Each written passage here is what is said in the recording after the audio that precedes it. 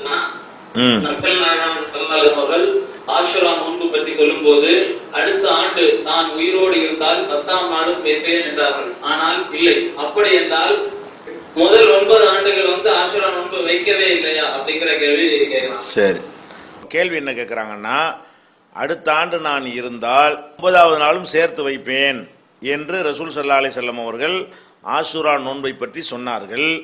அப்படின்னா அவங்களுடைய கடைசி வருஷத்துல அந்த நோன்பை வச்சாங்களா, அதுக்கு முந்தின 9 வருஷமும் அந்த ஆஷுரா நோன்பு வைக்கலையா அப்படின்னு சகோதரர் கேட்குறார். அதுக்கான பதில் என்னன்னு கேட்டால், ஆஷுரா நோன்பை பொறுத்த வரைக்கும் அது பல நிலைகளில் அந்த நோன்பு இருக்கிறது. மதீனாவில் வந்து தான் அந்த நோன்பு நோற்றார்கள்னு கிடையாது. நபிகள் நாயகம் ஸல்லல்லாஹு அலைஹி வஸல்லம் காலத்தில் இந்த ஆஷுரா தினத்தில் நோன்பு நோற்பது ஐயாமுல் ஜாஹிலியா காலத்தில் இருந்த முஷ்ரிக்குகள் இருக்கிறாங்களே அவங்களும் வைத்த நோன்பது. அந்த முஹர்ரம் மாதம் 10வது நாள் என்ன செய்வாங்க, மக்காவில் இருக்கிற காபிர்கள் எல்லாம் நோன்பு வைப்பார்கள். அவங்க எதுக்காக நோன்பு வைப்பார்கள்னு கேட்டால், அந்த நாளில் தான் காபத்துல்லாவில் அந்த ஒரு திரை, காபத்துல்லாவுக்கு ஒரு இது போடுவாங்கல்ல, ஒரு போர்வை மாதிரி போத்தி வச்சுருப்பாங்க. இப்போ பலவிதமான தங்கத்தில் இப்போ பண்ணுறாங்க. அந்த காலத்தில் ஒரு துணியால் காபாவுக்கு ஆடை அணிவிக்கிறது. அந்த ஆடை வருஷத்துக்கு ஒரு தடவை மாற்றுவாங்க. அதாவது ரசூலுல்லாஹ் நபி அவருக்கு முந்தின காலத்தில் அது எந்த தேதியில் மாற்றுவாங்கன்னு கேட்டால், அந்த முஹர்ரம் மாதம் 10வது நாளில் மாற்றுவாங்க. அந்த மாத்திர அன்னைக்கு ஏதோ ஒரு முக்கியத்துவம்னு நினைத்து கொண்டு அன்றைக்கு மக்காவில் இருந்த மக்கள்லாம் என்ன செய்வாங்கன்னா நோன்பு வைப்பாங்க. அவங்க எந்த மாதிரி நோன்பு வச்சாங்கன்ற அவங்க நோன்பு எப்படி நமக்கு சொல்லப்படலை, ஆனால் நோன்பு வச்சாங்க. ஜாஹிலியா காலத்தில் நினைஞ்சாங்க நோன்பு வைத்து கொண்டிருந்தார்கள். இப்போ நபிகள் நாயகம் ஸல்லல்லாஹு அலைஹி வஸல்லம் நபியான பிறகும் நோன்பு நல்ல விஷயம்தானே என்றோ என்ன காரணமோ தெரியவில்லை, அவங்களும் அந்த நோன்பை ஃபாலோ பண்ணாங்க. மக்கா காபிர்கள் எந்த நோன்பை ஆஷுராவில் வைத்து கொண்டிருந்தார்களோ அந்த நோன்பை ரசூல் ஸல்லல்லாஹு அலைஹி வஸல்லம் தொடர்ந்தார்கள். அது இந்த காபாவுக்கு அந்த ஆடை மாற்றுற ஒரு விஷயத்தை அங்கீகரிப்பதற்காக கூட என்ன செய்யலாம், அந்த நோன்பு வைத்திருக்கலாம். வேற எந்த காரணமும் தெரியவில்லை, ஆனால் வைத்திருக்கிறார்கள். அப்போ வைக்கிறது மட்டும் இல்லாமல் அதுதான் கட்டாய கடமை என்கிற அளவுல இருந்தது.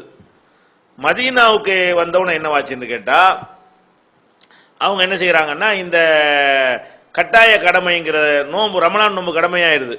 ரமலான் நோன்பு கடமையான பிறகு இனிமே ஆஷுரா நோன்பை பொறுத்த வரைக்கும் வச்சா வைங்க, விட்டா விட்டுருங்க என்று ரசூல் ஸல்லல்லாஹு அலைஹி வஸல்லம் அவர்கள் சொல்லிட்டார்கள்.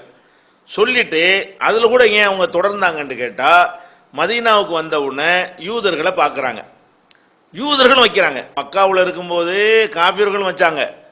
மதீனாவில் வந்து பார்த்தா அதே ஆஷுரா நாளில் இவங்களும் வைக்கிறாங்க. ரெண்டு மதமே வேற, மதம் கலாச்சாரம் எல்லாமே வேற வேறையா இருக்கக்கூடிய மக்கள் இவங்களும் நோன்பு வைக்கிறாங்க. அப்போ ரசூல் ஸல்லல்லாஹு அலைஹி வஸல்லம் என்ன செய்யுது, இது ஒரு ஆச்சரியமா இருக்குது. ஏன்னா அங்கே உள்ள கொள்கை வேற, இவங்க கொள்கை வேற. கரெக்டாக சொல்லி வச்ச மாதிரி இவங்களும் முஹர்ரம் 10ல் வைக்கிறாங்களேன்னு நீங்கள் என்னத்துக்குப்பா வைக்கிறீங்கன்னு கேட்குறாங்க.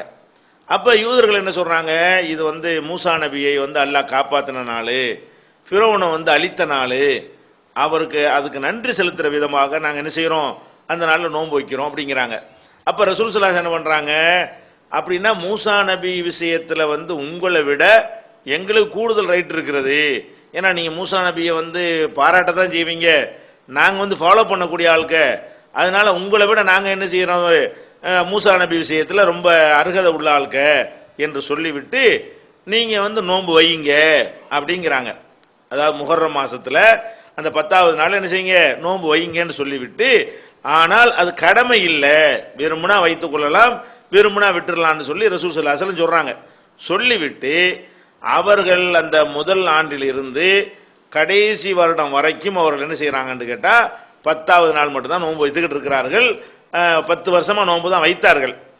ஆனா என்ன பண்ணாங்கன்னா, ஆரம்பத்தில் ரசூல் ஸல்லல்லாஹு அலைஹி வஸல்லம் அவர்கள் மதீனாவுக்கு வந்தாங்கல்ல, வந்த உடனே எல்லா விஷயத்திலையும் யூதர்கள் எப்படி செய்யறாங்கன்னு பார்த்து அதுக்கு இணங்கி நடப்பதை விரும்பக்கூடியவர்களாக இருந்தார்கள். மதீனாவுக்கு வந்த புதுசுல அவங்கள அப்படி செஞ்சாங்கன்னு நம்ம எடுத்துக்க கூடாது, அல்லாஹ்வுடைய ஆர்டர்னு வச்சுக்கிறேன் இல்லைங்களா. அதனாலதான் கிப்லாவை கூட இங்க வந்தவங்க நினைஞ்சாங்க, மக்காவில் இருக்கும்போது காபாவை நோக்கினாங்க, மதீனாவுக்கு வந்த பிறகு பைத்துல் முகத்தஸை நோக்கினாங்க.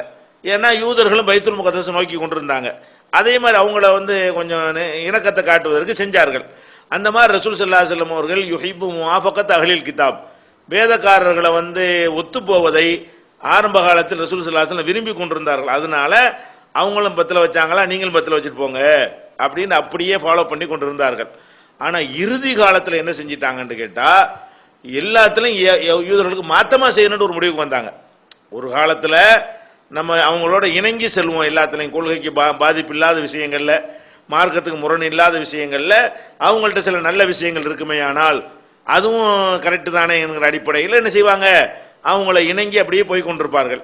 கடைசியில் நினைச்சிட்டாங்கன்னு கேட்டா அவங்கள நீங்க பின்பற்றாதீங்க, ஜானுக்கு ஜான் முளத்துக்கு மூலம் பின்பற்றுவீங்க, அது மாதிரி நீங்க போயிடாதீங்க, மூசா நபிட்ட கேள்வி கேட்ட மாதிரி நீங்கள் கேள்வி நாசமாயிராதீங்க, இப்படி எல்லாம் என்ன செஞ்சாங்க, எல்லா விஷயங்கள்லையும் செருப்பு போட்டு தொழக்கூடாதுன்னு சொன்னாங்க, நீங்க செருப்பு போட்டு தொழுங்கன்னு சொன்னாங்க. பிற்காலத்தில் என்ன பண்ணிட்டாங்கன்னு கேட்டா யூதர்களுக்கு மாறு செய்வதுதான் சரியான நிலைப்பாடு என்று ஒரு இதுக்கு வர்றாங்க.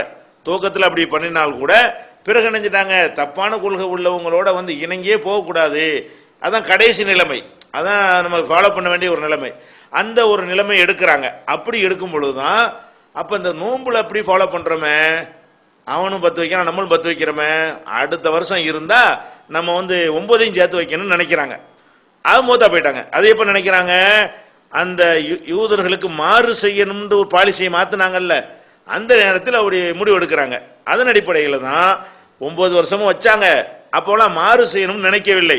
கடைசி வருஷத்துல மாற்றமா செய்யணும், எல்லாத்துலயும் அவங்களுக்கு எதிராக செய்யணும்னு வந்த காரணத்தினால அவங்க என்ன பண்றாங்க, இந்த வருஷம் 10 வச்சுட்டோம், 10 அப்படி வச்சா வித்தியாசமா இருக்குது, ஒரு நாள் சேர்த்துட்டோம்னா 9 10 ஆயிருச்சுன்னு சொன்னா அவனிலிருந்து மாறுபட்டுட்டோம் அப்படின்னு சொல்லி ரசூல் ஸல்லல்லாஹு அலைஹி வஸல்லம் செஞ்சாங்க.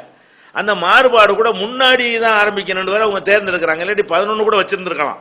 அந்த கடைசி வருஷத்துல கூட 10ஐயும் வச்சுவிட்டு அதுக்கடுத்து இன்னொரு நாளை சேர்த்து 11 கூட வச்சா கூட மாறி போயிருந்தான். அந்த மாற்றம் எப்படி இருக்குன்னு அவங்க விரும்பி இருக்கிறாங்கன்னு கேட்டா ஸ்டார்டிங்ல முன்னாடியே மாத்திரணும், 9ல ஆரம்பிச்சிடணும், அப்பதான் இது வேறேண்டு வரும். 10ல வச்சுட்டு 11 சேர்த்தோம்னு சொன்னா அவனை ஃபாலோ பண்றோங்கிற அர்த்தம் இன்னமும் வரும். அப்படிங்கிறதுனால என்ன செஞ்சிட்டாங்க, 9 நாள் வைப்பேண்டாங்க, வைக்காம கடைசி வருஷம் அது மூத்தா போயிட்டாங்க. இதுதான் விஷயம். இது சம்பந்தமாக உங்களுக்கு விவரமா ஹதீஸ் நம்பரோட ஆதாரத்தோட வேணும்னு சொன்னா இந்த விஷயங்களை இன்னும் விரிவாக நம்முடைய இணையதளத்தில் இணைஞ்சிருக்குது. அந்த ஆசுரா நோன்பு எப்போதுங்கிற அந்த ஒரு தலைப்புல நோன்புங்கிற தலைப்புல போனா அது வரும். அந்த ஆர்டிக்கல்ல போனீங்கன்னா அதை விரிவா தெரிஞ்சுக்கலாம்.